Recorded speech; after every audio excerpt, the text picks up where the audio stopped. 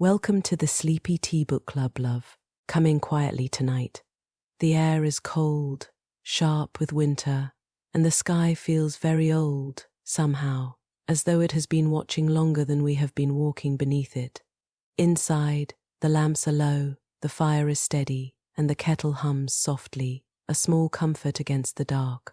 Tonight's tea is something warm and grounding, perhaps chamomile with a touch of vanilla, or a gentle honeyed blend, meant to keep us anchored while the story drifts into stranger places. Wrap yourself in your favorite blanket. Let the outside world grow distant. Tonight's tale is one of ancient streets and inherited secrets, of narrow alleys lit by flickering lanterns, and traditions that refuse to fade with time. A story where the past does not sleep quietly, but gathers year after year waiting. This is a journey into shadowed festivals and whispered names, where curiosity leads us downward, and not all doors are meant to be opened. You do not need to stay alert. Just listen, and let the words carry you gently. Tonight's story is The Festival by H.P. Lovecraft. Let us begin. I was far from home, and the spell of the eastern sea was upon me. In the twilight I heard it pounding on the rocks, and I knew it lay just over the hill where the twisting willows writhed against the clearing sky and the first stars of evening. And because my fathers had called me to the old town beyond, I pushed on through the shallow, new fallen snow along the road that soared lonely up to where Aldebaran twinkled among the trees. On toward the very ancient town I had never seen but often dreamed of. It was the Yuletide, which men call Christmas, though they know in their hearts it is older than Bethlehem and Babylon, older than Memphis and mankind. It was the Yuletide, and I had come at last to the ancient sea town where my people had dwelt and kept festival in the elder time when festival was forbidden, where also they had commanded their sons to keep festival once every century, that the memory of primal secrets might not be forgotten. Mine were an old people, old even when this land was settled 300 years before. And they were strange, because they had come as dark, furtive folk from opiate southern gardens of orchids, and spoken another tongue before they learnt the tongue of the blue-eyed fishers. And now they were scattered, and shared only the rituals of mysteries that none living could understand. I was the only one who came back that night to the old fishing town as legend bade, for only the poor and the lonely remember. Then beyond the hill's crest I saw Kingsport outspread frostily in the gloaming. Snowy Kingsport with its ancient vanes and steeples, ridgepoles and chimney-pots, wharves and small bridges, willow trees and graveyards, endless labyrinths of steep, narrow, crooked streets, and dizzy church-crowned central peak that time durst not touch, ceaseless mazes of colonial houses piled and scattered at all angles and levels like a child's disordered blocks, antiquity hovering on grey wings over winter-whitened gables and gambrel roofs, and against the rotting wharves the sea pounded the secretive, immemorial sea out of which the people had come in the elder time. Beside the road at its crest a still higher summit rose, bleak and windswept, and I saw that it was a burying ground where black gravestones stuck ghoulishly through the snow like the decayed fingernails of a gigantic corpse. The printless road was very lonely, and sometimes I thought I heard a distant horrible creaking as of a gibbet in the wind. They had hanged 4 kinsmen of mine for witchcraft in 1692, but I did not know just where. As the road wound down the seaward slope, I listened for the merry sounds of a village at evening, but did not hear them. Then I thought of the season, and felt that these old Puritan folk might well have Christmas customs strange to me, and full of silent hearthside prayer. So after that I did not listen for merriment or look for wayfarers, but kept on down past the hushed, lighted farmhouses and shadowy stone walls to where the signs of ancient shops and sea taverns creaked in the salt breeze, and the grotesque knockers of pillared doorways glistened along deserted, unpaved lanes in the light of little, curtained windows. I had seen maps of the town and knew where to find the home of my people. It was told that I should be known and welcomed, for village legend lives long. So I hastened through back street to Circle Court, and across the fresh snow on the one full flagstone pavement in the town, to where Green Lane leads off behind the market house. I was glad I had chosen to walk. The white village had seemed very beautiful from the hill, and now I was eager to knock at the door of my people, the seventh house on the left in Green Lane, with an ancient peaked roof and jutting second story, all built before 1650. There were lights inside the house when I came upon it, and I saw from the diamond window panes that it must have been kept very close to its antique state. The upper part overhung the narrow grass-grown street and nearly met the overhanging part of the house opposite, so that I was almost in a tunnel, with the low stone doorstep wholly free from snow. There was no sidewalk, but many houses had high doors reached by double flights of steps with iron railings. It was an odd scene, and because I was strange to New England, I had never known its like before. Though it pleased me, I would have relished it better if there had been footprints in the snow, and people in the streets, and a few windows without drawn curtains. When I sounded the archaic iron knocker, I was half afraid. Some fear had been gathering in me, perhaps because of the strangeness of my heritage, and the bleakness of the evening, and the queerness of the silence in that aged town of curious customs. And when my knock was answered, I was fully afraid, because I had not heard any footsteps before the door creaked open. But I was not afraid long, for the gowned, slippered old man in the doorway had a bland face that reassured me. And though he made signs that he was dumb, he wrote a quaint and ancient welcome with the stylus and wax tablet he carried. He beckoned me into a low, candlelit room with massive exposed rafters and dark, stiff, sparse furniture of the 17th century. The past was vivid there, for not an attribute was missing. There was a cavernous fireplace and a spinning wheel, at which a bent old woman in loose wrapper and deep poky bonnet sat back toward me, silently spinning despite the festive season. An infinite dampness seemed upon the place, and I marvelled that no fire should be blazing. The high-back settle faced the row of curtained windows at the left, and seemed to be occupied, though I was not sure. I did not like everything about what I saw, and felt again the fear I had had. This fear grew stronger from what had before lessened it, for the more I looked at the old man's bland face, the more its very blandness terrified me. The eyes never moved, and the skin was too like wax. Finally, I was sure it was not a face at all, but a fiendishly cunning mask. But the flabby hands, curiously gloved, wrote genially on the tablet and told me I must wait a while before I could be led to the place of festival. Pointing to a chair, table, and pile of books, the old man now left the room. And when I sat down to read, I saw that the books were hoary and mouldy, and that they included old Morrister's Wild Marvels of Science, the terrible Seducismus Triumphatus of Joseph Glanville, published in 1681, the shocking Demonalatria of Remigius, printed in 1595 at Lyons, and worst of all, the unmentionable Necronomicon of the mad Arab Abdul al-Hazred, in Oleus Wormius, forbidden Latin translation. A book which I had never seen, but of which I had heard monstrous things whispered. No one spoke to me, but I could hear the creaking of signs in the wind outside, and the whir of the wheel as the bonneted old woman continued her silent spinning. I thought the room and the books and the people very morbid and disquieting, but because an old tradition of my father's had summoned me to strange feastings, I resolved to expect queer things. So I tried to read, and soon became tremblingly absorbed by something I found in that accursed Necronomicon, a thought and a legend too hideous for sanity or consciousness. But I disliked it when I fancied I heard the closing of one of the windows that the settle faced, as if it had been stealthily opened. It had seemed to follow a whirring that was not of the old woman's spinning wheel. This was not much, though, for the old woman was spinning very hard, and the aged clock had been striking.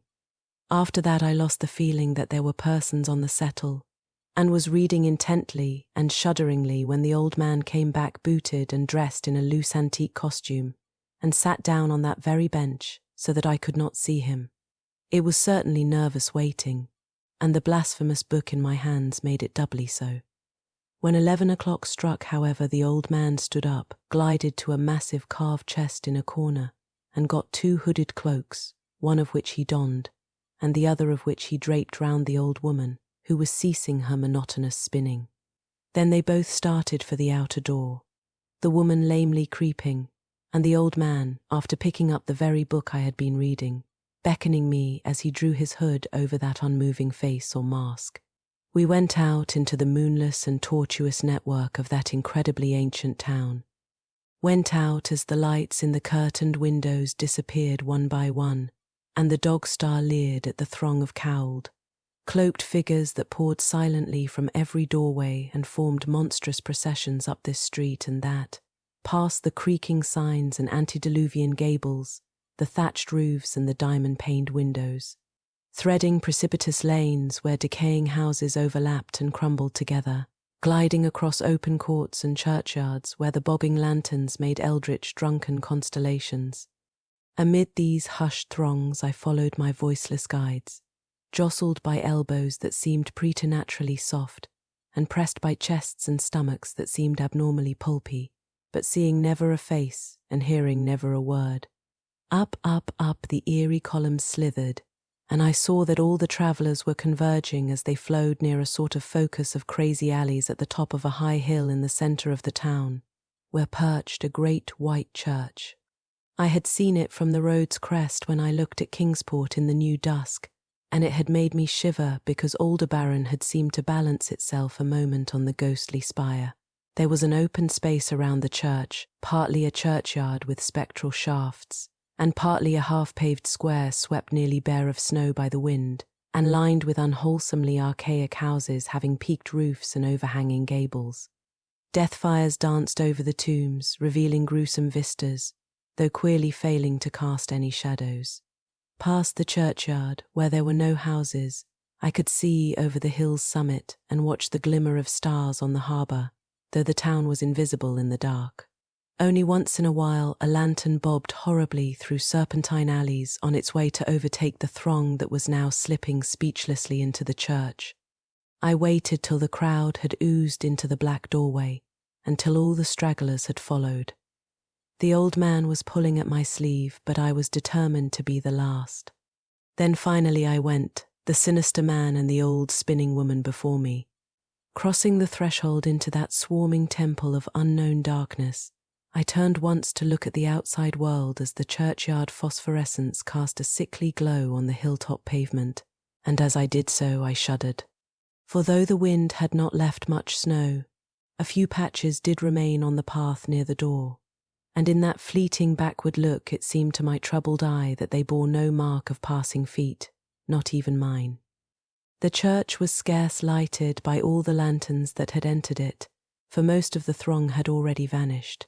They had streamed up the aisle between the high white pews to the trapdoor of the vaults which yawned loathsomely open just before the pulpit, and were now squirming noiselessly in.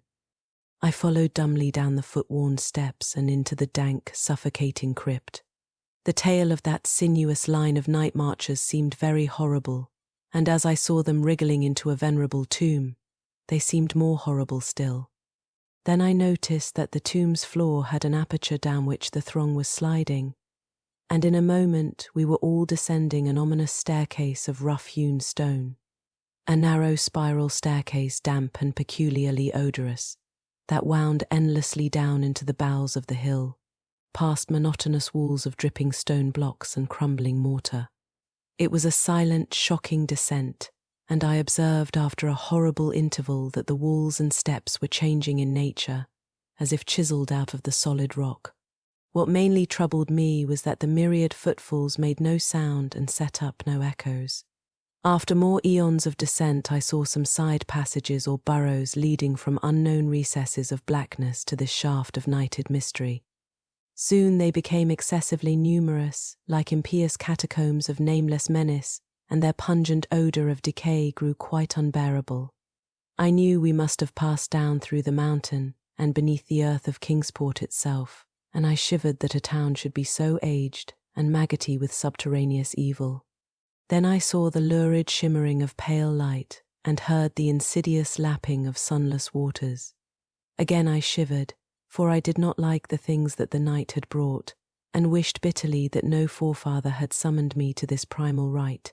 As the steps and the passage grew broader, I heard another sound, the thin, whining mockery of a feeble flute. and suddenly there spread out before me the boundless vista of an inner world, a vast fungus shore litten by a belching column of sick, greenish flame and washed by a wide oily river that flowed from abysses frightful and unsuspected to join the blackest gulfs of immemorial ocean. Fainting and gasping, I looked at that unhallowed Erebus of Titan toadstools, leprous fire and slimy water, and saw the cloaked throngs forming a semicircle around the blazing pillar. It was the Yule rite, older than man and fated to survive him. The primal rite of the solstice and of spring's promise beyond the snows, the rite of fire and evergreen, light and music. And in that Stygian grotto I saw them do the rite and adore the sick pillar of flame, and throw into the water handfuls gouged out of the viscous vegetation which glittered green in the chlorotic glare. I saw this, and I saw something amorphously squatted far away from the light, piping noisomely on a flute, and as the thing piped I thought I heard noxious muffled flutterings in the fetid darkness where I could not see. But what frightened me most was that flaming column, spouting volcanically from depths profound and inconceivable, casting no shadows as healthy flame should, and coating the nitrous stone above with a nasty venomous verdigris. For in all that seething combustion no warmth lay, but only the clamminess of death and corruption. The man who had brought me now squirmed to a point directly beside the hideous flame, and made stiff ceremonial motions to the semicircle he faced. At certain stages of the ritual they did grovelling obeisance, especially when he held above his head that abhorrent Necronomicon he had taken with him. And I shared all the obeisances because I had been summoned to this festival by the writings of my forefathers. Then the old man made a signal to the half-seen flute player in the darkness, which player thereupon changed its feeble drone to a scarce louder drone in another key, precipitating as it did so a horror unthinkable and unexpected. At this horror I sank nearly to the lichened earth, transfixed with a dread not of this nor any world, but only of the mad spaces between the stars. Out of the unimaginable blackness beyond the gangrenous glare of that cold flame, out of the Tartarian leagues through which that oily river rolled uncanny, unheard and unsuspected, there flopped rhythmically a horde of tame, trained, hybrid winged things that no sound I could ever wholly grasp, or sound brain ever wholly remember. They were not altogether crows, nor moles, nor buzzards, nor ants, nor vampire bats, nor decomposed human beings, but something I cannot and must not recall. They flopped limply along, half with their webbed feet and half with their membranous wings, and as they reached the throng of celebrants the cowled figures seized and mounted them, and rode off one by one along the reaches of that unlighted river, into pits and galleries of panic where poison springs feed frightful and undiscoverable cataracts. The old spinning woman had gone with the throng, and the old man remained only because I had refused when he motioned me to seize an animal and ride like the rest. I saw when I staggered to my feet that the amorphous flute player had rolled out of sight, but that two of the beasts were patiently standing by. As I hung back, the old man produced his stylus and tablet, and wrote that he was the true deputy of my fathers who had founded the Yule worship in this ancient place, that it had been decreed I should come back and that the most secret mysteries were yet to be performed. He wrote this in a very ancient hand, and when I still hesitated he pulled from his loose robe a seal ring and a watch, both with my family arms, to prove that he was what he said. But it was a hideous proof, because I knew from old papers that that watch had been buried with my great-great-great-great-grandfather in 1698. Presently the old man drew back his hood and pointed to the family resemblance in his face, but I only shuddered because I was sure that the face was merely a devilish waxen mask. The flopping animals were now scratching restlessly at the lichens, and I saw that the old man was nearly as restless himself. When one of the things began to waddle and edge away, he turned quickly to stop it, so that the suddenness of his motion dislodged the waxen mask from what should have been his head. And then, because that nightmare's position barred me from the stone staircase down which we had come, I flung myself into the oily underground river that bubbled somewhere to the caves of the sea. flung myself into that putrescent juice of earth's inner horrors before the madness of my screams could bring down upon me all the charnel legions these pest-gulfs might conceal. At the hospital they told me I had been found half frozen in Kingsport Harbour at dawn, clinging to the drifting spar that accident sent to save me.